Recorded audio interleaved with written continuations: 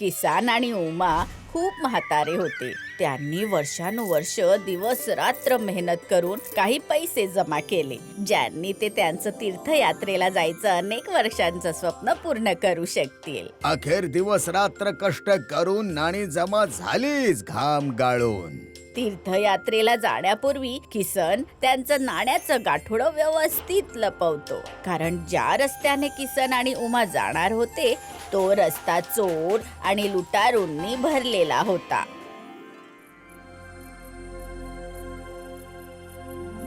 मी आता दमलोय. आता तू सांभाळे नाण्यांचं गाठोड.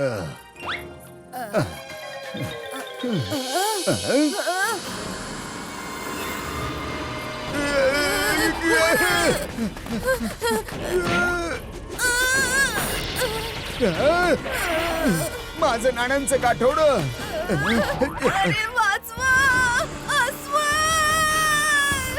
अरे कोणीतरी वाचवा मला सोडून तुम्हाला या गाठोड्याची पडली आहे.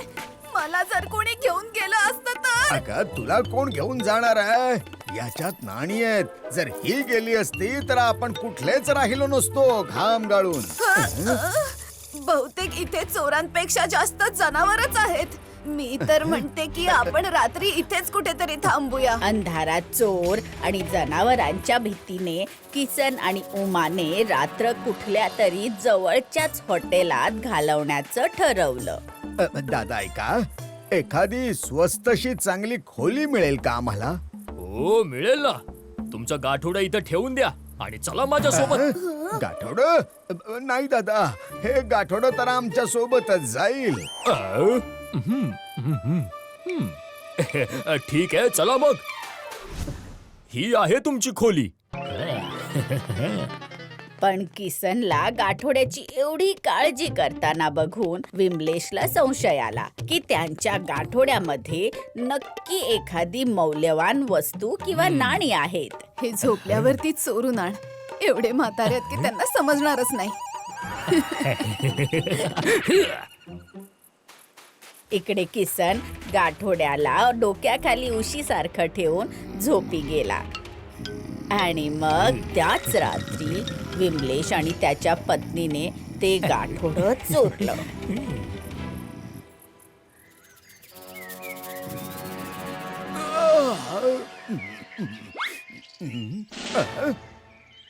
माझे गाठोड, माझी नाणी, मी लुटला गेलो ग उमा.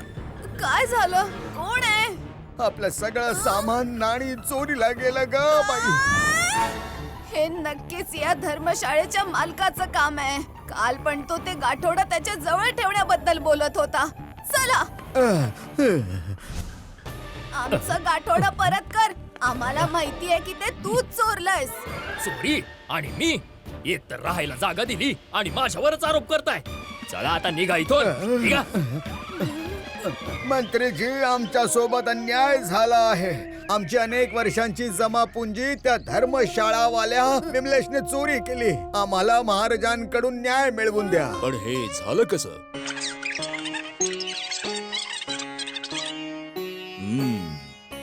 तर विमलेश म्हणतोय की त्याने चोरी नाही केली. तुम्ही म्हणताय की चोरी त्यानेच केली आहे, पण तुमच्याकडे याचं काही प्रमाण नाहीये. हा, माझ्याकडे याचा उपाय आहे. न्याय नक्की मिळेल. मग पटकन उपाय सांगा ना. आधी तुम्हा दोघांना माझं एक कार्य करावं लागेल. मी काही करून ते करेन, फक्त कार्य सांगा. ठीक आहे ठीक आहे ठीक आहे. माझ्याकडे एक ढोल आहे. त्याला माझ्या घरातून उचलून राजमहालापर्यंत आणायचंय. आधी तू हे कार्य करून घे. मग हेच कार्य विमलेशलाही करावं लागेल. आणखी एक बाब, तो ढोल थोडा जड आहे, त्यामुळे त्याला सांभाळून घेऊन या. जशी आज्ञा महामंत्री.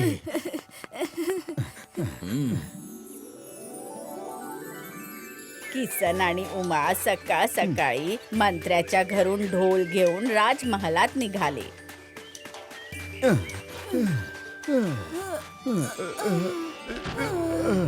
हा ढोल तर खूपच जड आहे. न्याय मागायला गेलो होतो, पण महामंत्रींनी तर आपल्यालाच शिक्षा दिली. बहुतेक परमेश्वराचीच इच्छा नाहीये की आपण तीर्थयात्रा करावी. नाणी तर गेली, आता घरी जाऊया, नाही तर प्राणही जातील. बरोबर बोललीस, पण महामंत्रींचं कार्य तर करावंच लागेल ना, घाम गाळून. दोघेही ढोल घेऊन राजमहालात पोहोचले.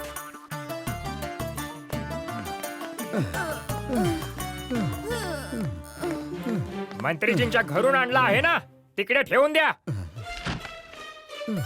त्यानंतर सारंगाने हेच कार्य विमलेशला दिलं. विमलेश त्याच्या पत्नीसोबत ढोल मंत्र्याच्या घरी घेऊन जायला निघाला.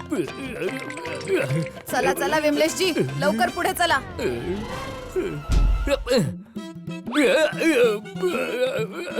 वा, काय सुंदर दृश्य आहे. एकट्याने ढोल उचलून कंबरच आखडली. थोडी मदत तरी कर ना.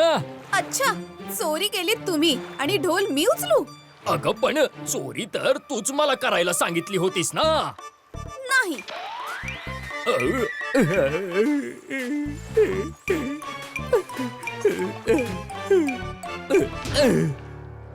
ठीक आहे, तू ढोलाकडे लक्ष दे. मी पाणी पिऊन लगेच आलोच मी. जोपर्यंत विमलेश पाणी प्यायला गेला, त्याची पत्नी डोळे बंद करून आराम करायला लागली. तेव्हा अचानक ढोल उसून उसून पुढे मागे जायला लागला. अरे ढोल पळतोय, कोणीतरी पकडा त्याला, पकडा त्याला, ढोलाला पकडा, तो पळून चाललाय, ढोल पळून चाललाय.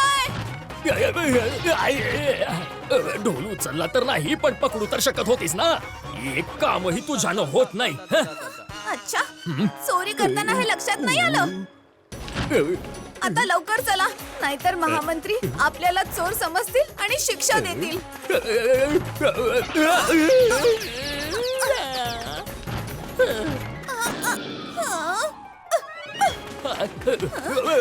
अरे थांबा थांबा.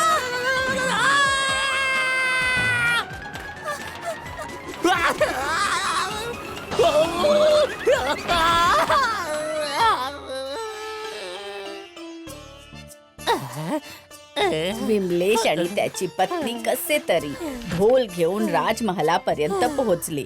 तिथे किसन आणि उमा आधीपासूनच हजर होते. तुम्ही लोक अजून इथेच आहात. बहुतेक शिक्षा मिळाल्यानंतरच मानाला वाटतं.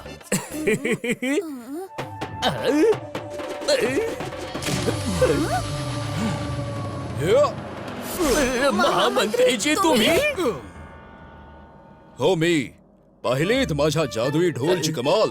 या ढोलने तुमची पोल खोल केलीच. कसलं गुपित. तीच जिच्यासाठी तुम्ही दोघं आता भांडत होता आणि मी ढोलच्या आत बसून सगळं ऐकत होतो.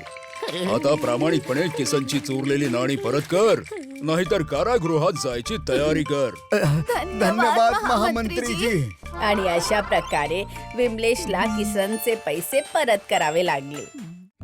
If you like this video, subscribe to our channel Murthy Media.